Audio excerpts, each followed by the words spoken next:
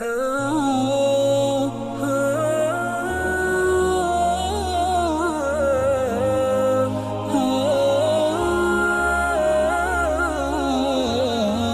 گرامی، السلام علیکم ورحمۃ اللہ وبرکاتہ۔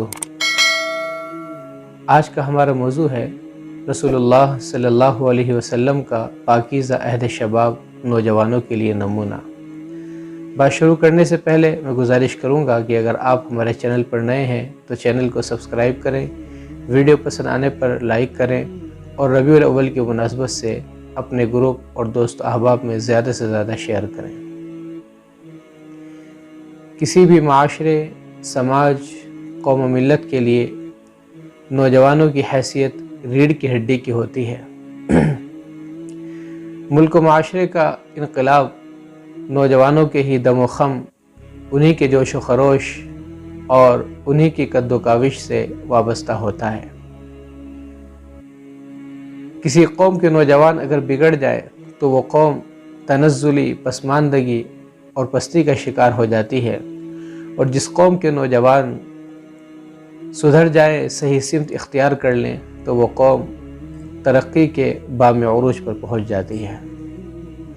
دنیا کا ہر انقلاب نوجوانوں کا ہی رہین منت ہوتا ہے، چاہے وہ سیاسی ہو، سماجی ہو، معاشرتی ہو، اقتصادی ہو، اخلاقی ہو، سائنسی ہو، اطلاعاتی ہو، نشریاتی ہو، دینی یا پھر دنیاوی ہو۔ ہر انقلاب کے پیچھے نوجوانوں کا کلیدی کردار ہوتا ہے۔ اس ماہ ربیع الاول کی مناسبت سے ہمیں اللہ کے نبی صلی اللہ علیہ وسلم کے پاکیزہ عہد شباب کو دیکھنا ہے اور اس سے سبق حاصل کر کر اپنی زندگیوں میں چار چاند نہیں بلکہ درجنوں چاند لگانے ہیں۔ اللہ کے نبی صلی اللہ علیہ وسلم کا پاکیزہ عہد شباب نہایت ہی شاندار اور جاندار تھا۔ لوگ آپ کو امانت دار اور صداقت شعار کے لقب سے پکارا کرتے تھے، اور آپ کی ہر بات پر آنکھ بند کر کے اعتماد اور بھروسہ کر لیا کرتے تھے، کیونکہ انہوں نے کبھی آپ کی ذات سے کسی لایعنی اور کسی بیہودہ بات کا ظہور ہوتے ہوئے نہیں دیکھا تھا۔ اگر کچھ دیکھا تھا تو خوبیوں کو دیکھا تھا،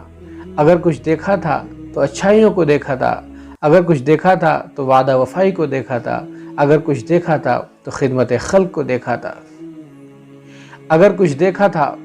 تو رحم و کرم، عفو درگزر، دلداری اور دل نوازی، حسن اخلاق اور حسن سلوک کے ابلتے ہوئے چشموں کو دیکھا تھا۔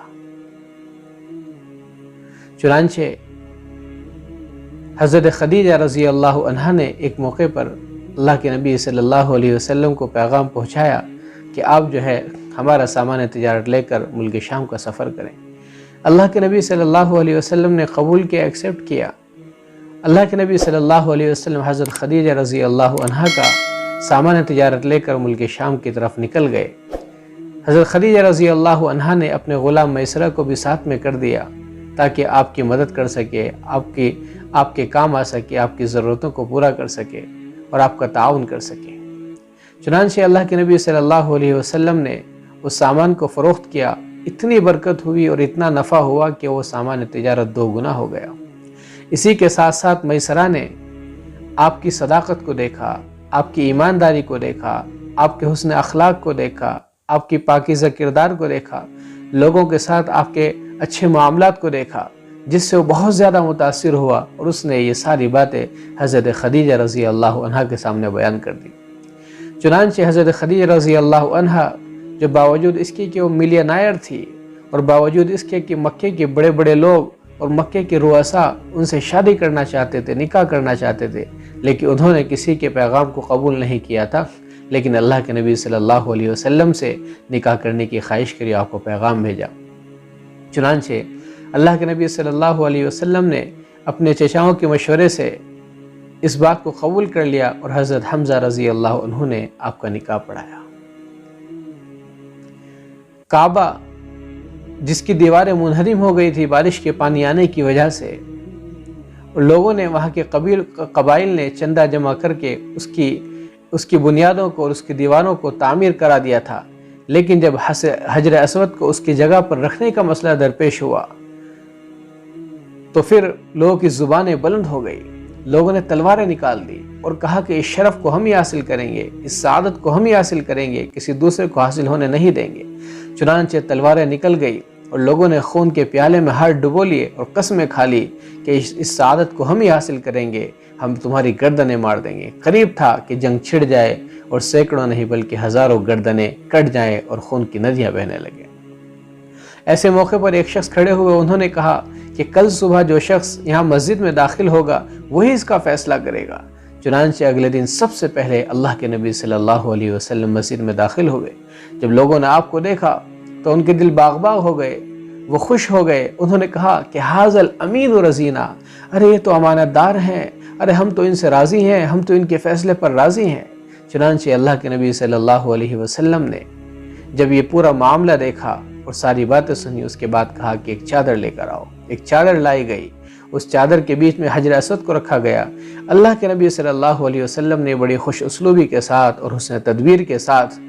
تمام قبیلوں کے سرداروں سے کہا کہ اپنا ایک ایک نمائندہ بھیجیں۔ چنانچہ ان کی طرف سے ایک ایک نمائندہ آیا اور چادر کے ایک ایک کنارے کو پکڑ کے انہوں نے اوپر اٹھانا شروع کیا، اور اللہ کے نبی صلی اللہ علیہ وسلم نے حجر اسود کو اپنے ہاتھوں سے اس کی جگہ پر رکھ دیا۔ اس طرح اللہ کے نبی صلی اللہ علیہ وسلم نے حکمت کے ساتھ، حسن تدبیر کے ساتھ اور ہر ایک کی دلجوئی اور دلداری کے ساتھ ایک ایسے معاملے کو کہ جو جنگ کی شکل اختیار کر رہا تھا، کہ لوگ کی گردنیں کٹنے والی تھی اور خون کی ندیاں بہنے والی تھی، اس کو جو ہے اللہ کے نبی صلی اللہ علیہ وسلم نے جو ہے امن اور صلح سے بدل دیا اور اپنی حکمت عملی وہاں پر دکھائی۔ اللہ کے نبی صلی اللہ علیہ وسلم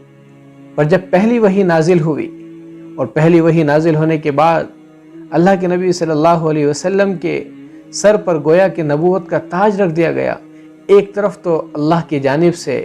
ہدایت کو لینا اور دوسری جانب بندوں میں اس کو تقسیم کرنا، یہ بہت بڑی ذمہ داری تھی۔ چنانچہ اس ذمہ داری کے بوجھ کی وجہ سے آپ کپ کپانے لگے، آپ کے پسینے چھوٹنے لگے۔ اللہ کے نبی صلی اللہ علیہ وسلم فوراً گھر آئے اور گھر آنے کے بعد کہا کہ زمبلونی زمبلونی، مجھے چادر اڑھائیے، مجھے چادر اڑھائیے۔ آپ کو چادر اڑھائی گئی، اور پھر اس کے بعد جب آپ بیدار ہوئے تو حضرت خدیجہ رضی اللہ عنہا سے پوری داستان بتائی۔ حضرت خدیجہ رضی اللہ عنہا نے کہا اور ایسے تاریخی جملے کہے کہ جو آب زر سے لکھے جانے کے قابل ہیں کہ کلا واللہ ما یخزیک اللہ ابدا انک لتصل الرحیم وتکسب المعدوم وتقری الضعیف وتعین علی نوائب الحق، کہ اللہ کی قسم اللہ آپ کو ہرگز رسوا نہیں کرے گا، ہرگز ضائع نہیں کرے گا، کیونکہ آپ صلہ رحمی کرتے ہیں، کیونکہ آپ ناداروں کے مصیبت زدوں کے کام آتے ہیں، کیونکہ آپ مہمانوں کی مہمان نوازی کرتے ہیں، اور آپ جو ہیں اسی کے ساتھ ساتھ آپ ہر ایک کی مصیبت، حق کے راستے میں جو پریشانی مصیبت آتی ہے اس کی مصیبت میں کام آتے ہیں۔ تو ناظرین گرامی، یہ وہ اوصاف ہیں، یہ وہ خوبیاں ہیں۔ اگر یہ اوصاف اور یہ خوبیاں کسی معاشرے کے اندر پیدا ہو جائیں تو معاشرہ ترقی کے بام عروج اور بلکہ ثریا پر پہنچ جائے گا۔ تو جس معاشرے کے نوجوانوں کے اندر اس طرح کے اخلاق پیدا ہو جائے اور جس معاشرے کے نوجوان ظلم و بربریت، خونریزی و سفاکیت، درندگی و سویت کے آگے سد سکندری قائم کر دیں اور مظلوم اور کمزوروں کو ان کا حق دلا دیں اور بہتے ہوئے آنسوؤں کو پوچھ دیں اور لوگوں کو خوشی کے لمحات میسر کرا دیں، اسی کے ساتھ ساتھ لوگوں کی زبانیں ان کو امانت دار اور صداقت شعار کہنا شروع کر دیں، اور پھر وہ اپنے رشتہ داروں کا خیال رکھتے ہوں، قرابت مندوں کا خیال رکھتے ہوں، وہ لوگوں کو کام آتے ہوں، مہمان نوازی کرتے ہوں، نادانوں کو کما کر کھلاتے ہوں، ان کے بوجھ کو اٹھاتے ہوں، اور اسی کے ساتھ ساتھ اگر کوئی پریشانی اور مصیبت کسی پر آ جائے تو اس مصیبت کو اپنی مصیبت سمجھ کر ماہی بے آپ کی طرح تڑپنے لگتے ہوں، بے چین و بے قرار ہو جاتے ہوں۔ تو جس معاشرے کے اندر ایسے نوجوان ہوں گے، ظاہر ہے وہ معاشرہ ایک صالح معاشرہ ہوگا، وہ معاشرہ ایک مثالی معاشرہ ہوگا، وہ معاشرہ ایک انقلابی معاشرہ ہوگا۔ تو ناظرین گرامی، اللہ کے نبی صلی اللہ علیہ وسلم کے اندر یہ تمام اوصاف اور یہ تمام کمالات اور یہ تمام خوبیاں اور یہ تمام پاکیزگیاں وہ ہیں کہ جو نبوت سے پہلے آپ کے اندر موجود تھی، اور نبوت کے بعد نوجوانوں کے تعلق سے آپ کی جو ہدایات ہیں، آپ کی جو تعلیمات ہیں، ان کا تو کیا ہی پوچھنا، ان کا تو کیا ہی کہنا۔ اس لیے ہمارے نوجوانوں کو چاہیے کہ وہ اللہ کے نبی صلی اللہ علیہ وسلم کے پاکیزہ عہد شباب کو